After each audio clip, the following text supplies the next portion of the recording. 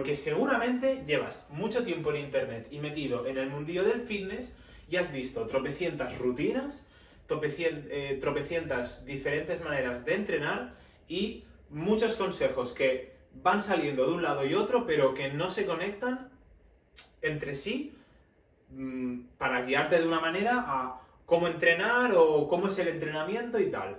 Bueno, primero de todo, estoy grabando, ¿verdad? O sea, no estoy hablando... Vale, sí. Vale, lo primero de todo y que tienes que saber es que todo lo que es la ciencia del entrenamiento es relativamente nueva. O sea, es decir, si lo comparamos con otro tipo de ciencias, como puede ser la física o la química, que tienen muchísimos años de historia, pues la ciencia del entrenamiento, tal y como lo conocemos y concebimos hoy en día, es relativamente nueva. Digo relativamente nueva porque, vale, en la antigua Grecia, para los que participaban en las Olimpiadas, pues ya había gente que les diseñaba rutinas de entrenamiento, pero, claro, nada tiene que ver con lo que hay hoy en día. Y la cantidad de información que tenemos hoy en día a la hora de seleccionar ejercicios, hacer programaciones y, sobre todo, pues, ponerlos más fuertes. Bien, venga, vamos a empezar por lo primero de todo, y es, pues, vamos a dejar de lado lo que es ya la bro science, ¿vale? Esto de que vas al gimnasio con tu bro y, pues, esa rutina de no hago pierna y los viernes hago un poquito de brazo para marcar ahí un poquito más en la barra del bar a la hora de pedirle los cubatas a la camarera o al camarero. Así que vamos a olvidarnos de eso y vamos a meternos de lleno, de verdad, en la ciencia que hay detrás de por qué tú, si vas al gimnasio y levantas un par de hierros un par de veces por semana con un carácter de esfuerzo determinado, y lo repites durante varias semanas, al cabo de unos meses, pues estás más grande. ¿Qué hay detrás de esto? Vale. Además, en este vídeo vamos a hablar sobre las series exactas que tienes que hacer para ponerte más fuerte y, o sea, si hay un número mínimo o si hay un número máximo, y sobre todo quiero hablar de algo que es el fallo muscular. Esta semana en el gimnasio me encontré un colega que hacía mucho tiempo que no hablaba con él y me preguntó, oye Marc, ¿tú sobre el fallo muscular qué opinas? ¿O qué sabes? ¿Hay que llegar al fallo? ¿No hay que llegar? ¿Qué se recomienda? Bien, ahora llegaremos a ello. Vamos a empezar primero por la variable rey del entrenamiento, la cual es el volumen de fuerza, el volumen de series que hay que hacer. Bueno, ¿qué es el volumen? El volumen es como la cantidad de las cosas que tienes que hacer. Por ejemplo, el volumen en atletismo pues pueden ser carreras, pueden ser kilómetros, pero en el caso de lo que estamos haciendo aquí, el volumen se mide en series por grupo muscular. No se mide el tonelaje que levantamos, ni nada parecido, sino que es las series por grupo muscular. ¿Se me ha muerto el móvil? Vale, esperemos que no se vuelva a caer en la bicha esta. Bien, ¿por dónde íbamos? El volumen, ¿de acuerdo? Se mide en series por grupo muscular. Importante saber que hoy en día, por la investigación que hay ahora, las series por grupo muscular se están cuantificando por todos los músculos que trabajan en ese ejercicio. Es decir, un press de banca cuantifica una serie para pectoral, una serie para tríceps y una serie para deltoides anterior. ¿De acuerdo? Porque son los tres músculos que participan en este movimiento que hacemos aquí. Y como este hay muchos ejemplos. Dicho esto, también hay que saber que hay músculos que soportan mejor el volumen y músculos que soportan peor el volumen. Por ejemplo, dos ejemplos contrarios. El tríceps, los extensores del codo, son capaces de soportar mucho volumen de entrenamiento, mientras que el bíceps, a partir de que nos pasemos de un número de series a la semana, empieza a decir, oye, por favor, para de machacarme tanto, que no hace falta que me des tanto estímulo para que yo crezca, ¿de acuerdo? La regla en cuanto al volumen está entre un mínimo de 10 y un máximo de 20. Si nos movemos entre esos números, ya probablemente estemos teniendo unos muy buenos resultados acorde al nivel al que estemos. Es decir, una persona que sea más novatilla, con hacer 10 series en la semana, ya tendrá suficiente para crecer. Mientras que una persona que ya tenga bastantes años en el gimnasio, ya esté bastante adaptada, por ejemplo, un culturista, o una persona, por otro lado, que pues, venga de una lesión quizá, o tenga un músculo más rezagado y quiera trabajarlo más y los otros no tanto, podría pasarse de esas 20. Pero no es lo recomendable para la mayoría de la población. Mientras te muevas entre unas 10 y unas 20, ya tendrás unos resultados lo suficientemente buenos para el trabajo que hay detrás. ¿Hay un máximo por sesión de series que puedo hacer? No es que haya un máximo por sesión, sino que tiene que ver mucho con la frecuencia de entrenamiento. La frecuencia de entrenamiento es cada cuánto le damos un estímulo a ese músculo y se mide también por semana. Podemos hacer frecuencia 1, la cual era las primeras grandes rutinas de culturismo que se hicieron en la época de Arnold y todos estos grandes, la Golden Age, que se decía, que es la frecuencia 1. La frecuencia 1 es trabajar una vez el músculo esa semana y no volver a trabajarlo hasta la semana siguiente. Luego tendríamos la frecuencia 2, la cual está científicamente demostrada que da mejores resultados que la frecuencia 1, y luego tendríamos la frecuencia 3. Frecuencia 4 y todo esto ya, eso no se suele ver. Se suelen ver estas tres. Y la frecuencia 3, no hay del todo evidencia clara de que sea mejor que la frecuencia 2, pero, y ahora te contaré algún escenario en el que es mejor hacer frecuencia 3 que hacer frecuencia 2. Por lo tanto, volviendo a la pregunta de cuál es el máximo que se puede hacer por sesión, sería el máximo que puede recuperar esa persona, pero además, si decimos que 20 es el máximo que se recomienda a la semana, y hemos dicho que frecuencia 2 es lo mínimo que se debe hacer, por lo tanto, el máximo que se puede hacer en una sesión, o que se debería hacer en una sesión de un músculo, serían 10 series. Un segundo, vale. Serían esas 10 series. Así que 10 series por grupo muscular es lo máximo que se recomienda hacer en una sesión. Volviendo a lo que he dicho antes, de en qué escenario se recomienda hacer frecuencia 3 por encima de frecuencia 2. En el momento en que tú, como persona que entrena, no tienes tanto tiempo como para hacer frecuencia 2, para como ir tantas veces al gimnasio, por ejemplo, 4 días para hacer un upper-lower, un tren superior, tren inferior, y puedes ir, por ejemplo, 3 días como máximo, y quieres, pues, tocar todos los músculos lo máximo posible, y decides hacer una full body, la cual, por ejemplo, es el caso mío, el que estoy haciendo, y que además el volumen de sesión, el volumen, ¿de acuerdo? El volumen de series es bastante elevado como para repartirlo en 2 veces por semana, de forma que te quedarían 2 sesiones, o sea, de forma que te quedarían sesiones muy largas de ejercicios por el tiempo que te llevan. Y no tienes tanto tiempo, entonces acabas repartiéndolo dividido en 3, las sesiones acaban siendo más cortas que si lo divides en 2. Vuelvo a repetirlo porque creo que me he liado bastante. Es decir, cuando llega un momento en el que el volumen de entrenamiento es tan elevado que haciendo frecuencia 2 las sesiones son muy largas, la gente suele hacer frecuencia 3. Porque de esa manera el volumen se reparte más entre las sesiones, el volumen de cada músculo se reparte más entre las sesiones y no solo se queda centrado en 2 sesiones para cada músculo, sino que está en 3 sesiones para cada músculo. Yo hice este cambio.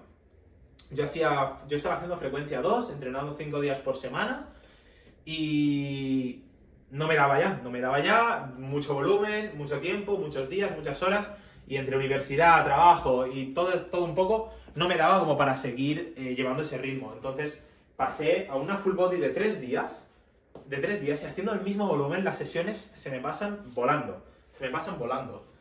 Así que es una cosa que se puede hacer. Si es tu caso, si eres una persona en la que ves que las sesiones se te alargan demasiado, déjamelo por los comentarios y te ayudaré. Te ayudaré. Incluso podemos hacer una llamada 1 a 1 y mirar de ayudar en tu caso y de cómo lo podemos hacer. Bien, sigamos. Una vez hemos sacado el volumen, vamos con la intensidad. La intensidad es la segunda variable más importante del entrenamiento. ¿Y qué quiere decir? Digo la segunda importante, aunque en verdad podría ser, para algunas personas podría ser la más importante de todas. Y es que, aunque sí que es cierto que eres capaz de ganar hipertrofia trabajando hasta desde el 30% de tu máxima capacidad hasta el 100%, ¿vale? He puesto 80% porque es el rango en el que se suele mover la hipertrofia. Sí que es cierto que si tú levantas muy poco o con muy poco carácter de intensidad, da igual el volumen que estés haciendo, que no vas a acabar creciendo. Por lo tanto, el rango que se recomienda para trabajar la hipertrofia es entre 6 a 15 repeticiones, moviéndonos entre el 30 y el 80% de un RM, que sería una sola repetición. Si lo máximo que puedes levantar a una repetición en press de banca son 100 kilos, tu 30% serían 30 kilos y tu 80% serían 80 kilos. Pues con 30 kilos tendrías que poder hacer 15 repeticiones, bueno, en verdad más, en verdad serían unos 20 o así, y con 80% teóricamente deberías poder hacer 6 repeticiones, 8 repeticiones. Luego veremos estrategias que hay para jugar con estos rangos de repeticiones y estos porcentajes. Estas dos cositas de aquí nos sirven para saber una cosita que es el RIR. El RIR nos sirve a nosotros los entrenadores y a vosotros los usuarios, ¿vale? Para saber a qué esfuerzo hay que trabajar, porque al final los pesos son relativos para cada persona, pero el esfuerzo puede ser el mismo. O sea, una persona levantando un peso y otra persona levantando otro, el esfuerzo puede ser el mismo para ellas, porque al final es relativo. Pues el RIR significa repeticiones en recámara, quiere decir repeticiones que podrías haber hecho y no has hecho que te las has guardado en recámara. Y esto tiene que ver con el fallo muscular que lo estábamos mencionando antes, y ahora hay un gato por aquí que quiere meterse en el vídeo. Lo estábamos mencionando antes. ¿Es necesario ir al fallo muscular en cada ejercicio? Como lo dicen muchos, no pain, no gain. La respuesta es no. Ir al fallo muscular da una serie de adaptaciones en el músculo, una de ellas es la hipertrofia, a cambio de crear en nuestro cuerpo muchísima fatiga, la cual no vamos a poder gestionar, y en cambio, trabajar entre 2 a 4 repeticiones en recámara, ¿de acuerdo?, nos puede dar los mismos beneficios haciendo que tengamos una fatiga muchísimo menor. Por lo tanto, el fallo muscular sería interesante utilizarlo o llegar a él como desafío personal y motivación en el entrenamiento, no siempre, y reservarlo para algunos ejercicios, sobre todo los que sean de una sola articulación, a los que llamamos aislados, como por ejemplo un pull de bíceps, y reservarnos y quedarnos lejos del fallo muscular en todos esos ejercicios multiarticulares o que son compuestos, como es el press de banca o una sentadilla, los cuales ya además generan mucha fatiga porque involucran mucha cantidad de grupos musculares y nos cansamos mucho. Un momento que me están escribiendo aquí. Vale, sigamos. Tema descanso. Va un poco relacionado con los ejercicios. Los ejercicios que son aislados se recomienda hacer entre 1 minuto y 30 segundos. Y los ejercicios que son más compuestos, más pesados, 3 minutos. Vale. Esto sería todo para la intensidad. Vamos con la biomecánica ahora, ¿vale? Los ejercicios que hacemos. Es importante, ahora mismo la ciencia lo que nos dice de los ejercicios que hacemos es que vos seguramente has escuchado alguna vez que cuando haces un ejercicio, cuando estás arriba, ahí, por ejemplo, en un pull de bíceps, cuando lo tienes aquí arriba, tienes que apretar a muerte y sentir el músculo, porque si no, no sirve. Bien, la ciencia lo que nos está diciendo ahora es que la hipertrofia se consigue más cuando trabajamos por estiramiento. Vale, ¿qué quiere decir esto de aquí? Quiere decir, y esto va relacionado con el concepto del ROM completo, o sea, trabajar con un rango de movimiento completo. No solo esos últimos grados ahí pam, pam, pam, sino trabajar en el rango de movimiento de la articulación completo. Seguramente muchas veces tú estás haciendo una repetición, estás haciendo un ejercicio, una serie de un ejercicio, y en las primeras repeticiones eres capaz de mover el peso durante todo el rango de movimiento, pero al final de esas series,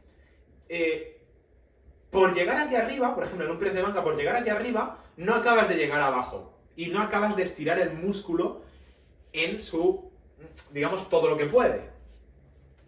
Esto es un error y te lo estoy contando ahora y lo estás aprendiendo gracias a que sigues a Fitness con Marc. Te lo estoy contando aquí. Esto es en primicia, ¿de acuerdo? Siempre que puedas, prioriza llegar hasta el máximo estiramiento y que te dé igual no llegar a la máxima contracción. Porque vas a conseguir ganar más hipertrofia quedándote entre el máximo estiramiento y hasta donde puedas llegar, que llegando a la máxima contracción y quedándote a la mitad con tal de poder volver a llegar a la máxima contracción y sentir ahí que el músculo está que no se puede apretar más. Así que aplícalo en tu próximo entrenamiento. Segundo gato que quiere entrar en el vídeo. Bien, una vez hemos explicado toda la ciencia que hay detrás del entrenamiento en cuanto a volumen, intensidad y todo esto, vamos a ver ahora qué hago cuando llego a entrenar. Mira, un error, primero de todo el calentamiento, un error que comete la gente cuando va a entrenar, y esto no paro de verlo yo, y también te digo, yo lo he hecho, admito, soy culpable, yo también lo he hecho, es estirar de manera estática antes de empezar a entrenar. Y esto hay gente que lo hace también cuando ves que van a correr, que se ponen así, que estiran así un poquito, esto por aquí, esto por allá. Esto es fatal. Los estiramientos estáticos nunca se deben hacer antes de la práctica deportiva y deben estar reservados para el final y en la fase de recuperación. Siempre te voy a recomendar que hagas estiramientos dinámicos específicos para los grupos musculares que vas a trabajar antes de entrenar en el calentamiento. Si vas a hacer un press de banca, te pones así. Si vas a hacer una sentadilla, te pones así, ¿de acuerdo? Siempre es movilidad específica de esas articulaciones, de esos músculos que vamos a trabajar. Añadiendo también 5 minutos de cardio suave para aumentar esas pulsaciones. Aunque también te digo, si eres de los míos y vas caminando al gimnasio, probablemente ya hayas entrado un poquito en caliente una vez llegues ya a la sala. Pero si eres de los que van en coche al gimnasio, te recomendaría subirte a una bicicleta estática y simplemente 5 minutos rodando para entrar en calor. Y finalmente, y sobre todo si vas a empezar por ejercicios pesados, haz aproximaciones. Si vas a hacer un press de banca, si vas a hacer una sentadilla, un peso muerto, y te toca hacer la primera serie con 100 kilos, sea lo cual sea el ejercicio, haz de 1 a 2 series antes. Sé que no tenéis mucho tiempo para entrenar, yo me incluyo, hago una única serie de aproximación antes de hacer mi serie, antes de hacer la serie importante, en la que levantes un 20% menos de lo que vayas a levantar aproximadamente. Si te toca hacer con 90 kilos, pues con 80 kilos, y haces unas 2 repeticiones más por encima de las que vas a hacer en tu serie importante, buena, efectiva, ¿de acuerdo? Importantísimo para evitar lesiones. Y además también preparar la musculatura para ello. Ahora que hablamos de estiramientos, va muy bien para justo antes de hacer la ejecución, hacer un estiramiento cinético, es decir, otra vez, un estiramiento cinético, es decir, a gran velocidad, ¿de acuerdo? No así, sino ya así, con gran velocidad, un estiramiento cinético del músculo que vamos a utilizar en ese ejercicio. Estoy haciendo así con los brazos, este sería el que utilizaríamos en un press de banca. En lugar de, como en el calentamiento, que haríamos algo así, justo antes de hacer el ejercicio, le metemos más velocidad para aumentar nuestro rendimiento en él. Entre series también funciona, no solo al final. Bien, y por último, vamos a hablar de 3 puntos importantes que no nos podemos dejar, para antes de cerrar el vídeo. Lo primero de todo, el tema de la nutrición es importante, sí, hay que consumir la suficiente proteína, entre 1,6 y 2,5 gramos de proteína por kilogramo de peso corporal, y un poquito por encima de las calorías, que no hace falta hacer unos superávits calóricos grandes, con un poquito ya a la larga se va notando, vamos ganando músculo. Y también es muy importante Esto ya es opcional si quiere la persona, pero yo recomiendo tomar creatina. Hay 1000 estudios que demuestran lo buena que es. Es literalmente como tomarte esteroides, pero quitando todo lo malo que tiene eso. Obviamente no te pones tan fuerte, pero es ultra positivo. Así que tomad creatina. Y después tenemos qué split usar y la sobrecarga progresiva. Mira, el split me refiero a si hago un push-pull legs, si hago un full body, si hago un tren superior, tren inferior, si hago un Arnold split. Hay 1000 maneras de repartir los días de la rutina. Y a la hora de ganar músculo, no hay uno que esté por encima de los demás. No lo hay, porque no depende de cómo repartamos la semana. Pero sí que hay uno que es superior a los demás si nuestro objetivo es bajar de peso. Y es el full body. Si eres una persona que tiene sobrepeso o que quiere bajar de peso porque tiene unos kilos de más, yo te recomendaría hacer una rutina de full body. Lo mismo, si es tu caso y quieres saber más, déjamelo por los comentarios y podemos agendar una llamada 1 a 1 para tratar tu caso individualmente. Esto por un lado. Así que, repito, si eres una persona flaca que quiere ganar peso, es igual el split que hagas, escoge el que mejor se adhiera a tus gustos. Y en cambio, si eres una persona que tiene unos kilitos de más y quiere bajar, te recomiendo el full body y te puedo hablar individualmente de este tema, no me importa. Y finalmente vamos a hablar de la sobrecarga progresiva. Seguramente esto lo has escuchado 1000 veces y te han dicho, sí, vas subiendo de peso, bla, bla, bla. No hace falta que subas de peso cada semana y no hagas nada más, sino que la sobrecarga progresiva se trata de... La mejor sobrecarga progresiva que puedes hacer, básicamente, es aumentar el volumen de series. No, perdón. Aumentar la intensidad, ¿de acuerdo? Poquito a poquito, 2%, por ejemplo, cada semana mientras lo toleremos, y ir reduciendo las repeticiones que hacemos, ¿de acuerdo? A medida que van pasando las semanas. Puede ser semana a semana o puede ser cada 2 semanas. Y también, eventualmente, podemos ir subiendo las series que hacemos por grupo muscular también semana a semana. Por empezando con 10, 11, 12, 13, 14 y vamos subiendo hasta que lo toleremos. Mientras vamos haciendo este cambio ondulatorio de mientras sube la intensidad, baja el volumen, ¿de acuerdo? También se recomienda cada 6 o cada 8 semanas, según la tolerancia de la persona, hacer una semana de descanso en la que bajemos considerablemente la intensidad y bajemos considerablemente el volumen para dejar a nuestro cuerpo recuperarse de lo que le estamos haciendo. Y no me dejo nada más. Espero que todo haya quedado claro. He intentado explicarlo de la manera más divulgativa y educativa posible. Es el segundo vídeo que empezamos a grabar en este nuevo formato. Espero que te haya sido ameno, espero que te hayas podido quedar hasta el final y nos vemos en próximos vídeos.